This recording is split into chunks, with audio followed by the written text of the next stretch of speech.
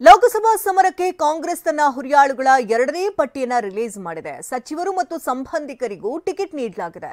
ಯದುವೀರ್ ವಿರುದ್ಧ ಎಂ ಲಕ್ಷ್ಮಣ್ ಅಖಾಡಕ್ಕೆ ಇಳಿಸಿದೆ. 4 ಕ್ಷೇತ್ರಗಳ ಅಭ್ಯರ್ಥಿಗಳ ಆಯ್ಕೆ ಇನ್ನು ಕಗ್ಗಂಟಾಗಿ ಉಳಿದಿದೆ. ಈ ಎಲ್ಲಾ ಸುದ್ದಿಗಳನ್ನು ನೋಡೋಣ ಕಾಂಗ್ರೆಸ್ ಪಟ್ಟಿ ನ್ಯೂಸ್ ಟಾಪ್ 9 ನಲ್ಲಿ. ಜಿದ್ದಾಜಿದ್ದಿನ ಲೋಕಸಭಾ ಸಮರಕ್ಕೆ ಕಾಂಗ್ರೆಸ್ ತನ್ನ ಹುರಿಯಾಳುಗಳನ್ನ ಅಖಾಡಕ್ಕಿಳಿಸಿದೆ. ಅಳೆದು ತೂಗಿ ಎರಡನೇ ಪಟ್ಟಿ ರಿಲೀಸ್ ಮಾಡಿದ್ದು 8 ಹೊಸ ಮುಖಗಳಿಗೆ ಅವಕಾಶ ನೀಡಿದೆ. ಇವರಲ್ಲಿ 5 ಮಹಿಳೆಯರಿದ್ರೆ 4 30 ವರ್ಷಕ್ಕೂ ಕೆಳಗಿನವರಾಗಿದ್ದಾರೆ. ಗೆಲುವಿನ ಮಾನದಂಡದ ಸೂತ್ರದಡಿ ಸಚಿವರ ಮಕ್ಕಳು, ಕುಟುಂಬದವರಿಗೆ ಟಿಕೆಟ್ ನೀಡಲಾಗಿದೆ. ಈ ಅಭ್ಯರ್ಥಿಗಳನ್ನ ಗೆಲ್ಲಿಸಿಕೊಂಡು ಬರುವ ಹೊಣೆ ಸಚಿವರ ಹೆಗಲಿಗೆ ಹಾಕಲಾಗಿದೆ. ಮಾಜಿ ಸಂಸದ ಬಿಎನ್ ಚಂದ್ರಪ್ಪಗೆ ಚಿತ್ರದುರ್ಗ ಕ್ಷೇತ್ರದಿಂದ ಟಿಕೆಟ್ ಸಿಕ್ಕಿದೆ. ರಾಯಚೂರಿನಿಂದ ಕುಮಾರ್ ನಾಯಕ್, ಬೆಳಗಾವಿಯಿಂದ ಸಚಿವೆ ಲಕ್ಷ್ಮೀ ಹೆಬ್ಬಾಳ್ಕರ್ ಪುತ್ರ ಮೃಣಾಲ್ ಹೆಬ್ಬಾಳ್ಕರ್ ಟಿಕೆಟ್ ಗಿಟ್ಟಿಸಿಕೊಂಡಿದ್ದಾರೆ. ಇನ್ನು ಚಿಕ್ಕೋಡಿಯಿಂದ ಸತೀಶ್ ಜಾರಕಿಹೊಳಿ ಪುತ್ರಿ ಪ್ರಿಯಾಂಕಾ, ಬಾಗಲಕೋಟೆಯಿಂದ ಸಚಿವ ಶಿವಾನಂದ ಪಾಟೀಲ್ ಪುತ್ರಿ ಸಂಯುಕ್ತ, ಕೊಪ್ಪಳದಿಂದ ರಾಜಶೇಖರ್. ನೀವು ಪೋಷಕರಾಗಲು ಕಾಯುತ್ತಿದ್ದೀರಾ? ಚಿಂತಿಸದಿರಿ. ಓಯಾಸಿಸ್ ಫರ್ಟಿಲಿಟಿ 90,000 ದಂಪತಿಗಳ ಜೀವನದಲ್ಲಿ ಸಂತೋಷವನ್ನು ತಂದಿದೆ. 7825893601ಗೆ ಕರೆ ಮಾಡಿ. ಅತ್ಯದ್ಭುತ ರಿಯಾಯಿತಿ ಪಡೆಯಿರಿ ಹಾಗೂ ಎಲ್ಲರಿಗೂ ಗುಡ್ ನ್ಯೂಸ್ ಕೊಡಿ. ಹಿಟ್ನಾಳ್ಗೆ ಮಣೆ ಹಾಕಲಾಗಿದೆ. ಕಲಬುರಗಿಯಿಂದ ಮಲ್ಲಿಕಾರ್ಜುನ್ ಖರ್ಗೆ ಅಳಿಯ ರಾಧಾಕೃಷ್ಣ ದೊಡ್ಮನೆ, ಬೀದರ್ನಿಂದ ಸಚಿವ ಈಶ್ವರ್ ಖಂಡ್ರೆ ಪುತ್ರ ಸಾಗರ್ ಖಂಡ್ರೆ, ದಕ್ಷಿಣ ಕನ್ನಡದಿಂದ ಪದ್ಮರಾಜ್ಗೆ ಟಿಕೆಟ್ ಸಿಕ್ಕಿದೆ.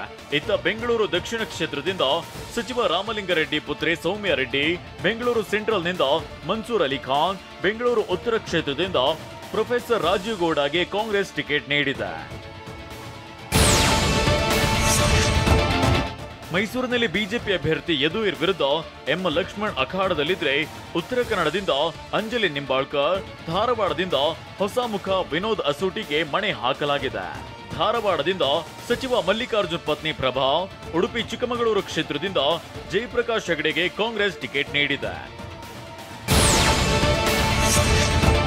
ಮೊದಲ ಪಟ್ಟಿಯಲ್ಲಿ 7, ಎರಡನೇ ಪಟ್ಟಿಯಲ್ಲಿ 17, ಒಟ್ಟು 24 ಕ್ಷೇತ್ರಗಳಿಗೆ ಅಭ್ಯರ್ಥಿಗಳನ್ನ ಆಯ್ಕೆ ಮಾಡಿರೋ ಕಾಂಗ್ರೆಸ್ಗೆ 4 ಕ್ಷೇತ್ರಗಳು ಮಾತ್ರ ಕಗ್ಗಂಟಾಗಿವೆ.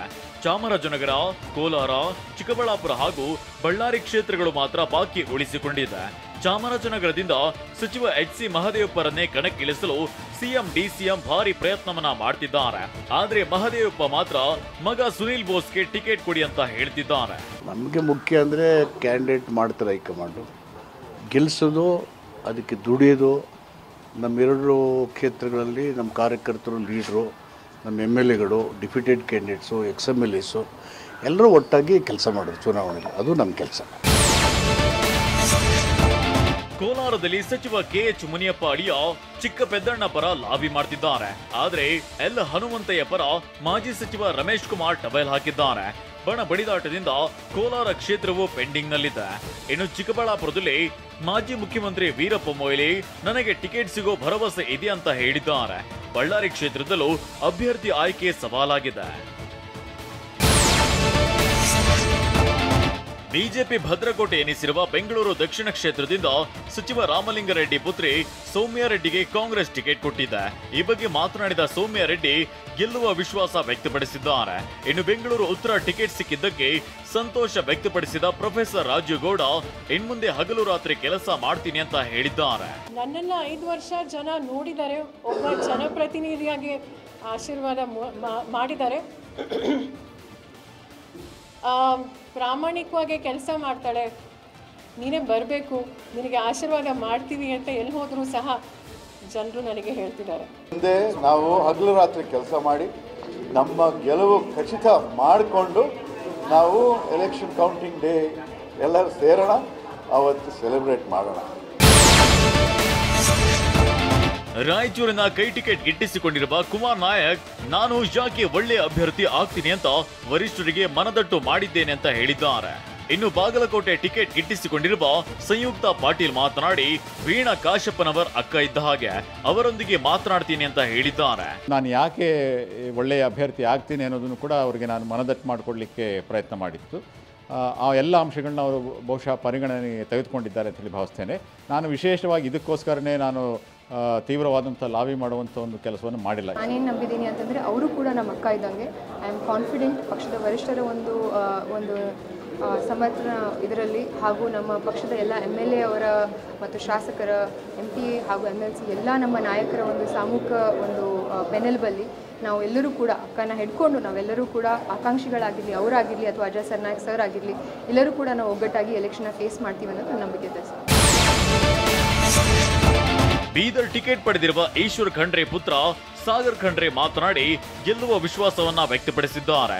ಅತ್ತ ಚಿಕ್ಕಮಗಳೂರು ಕ್ಷೇತ್ರದ ಕೈ ಅಭ್ಯರ್ಥಿಯಾಗಿರುವ ಜಯಪ್ರಕಾಶ್ ಹೆಗಡೆ ಮಾತನಾಡಿ, ಈ ಹಿಂದೆ ನಾನು ಒಮ್ಮೆ ಲೋಕಸಭೆಗೆ ಸ್ಪರ್ಧಿಸಿದ್ದೆ. ಅಂದು ಮಾಡಿದ ಕೆಲಸ ನೆನಪಿಟ್ಟುಕೊಂಡು ವೋಟ್ ಕೊಡ್ತಾರೆ ಅಂತ ಹೇಳಿದ್ದಾರೆ.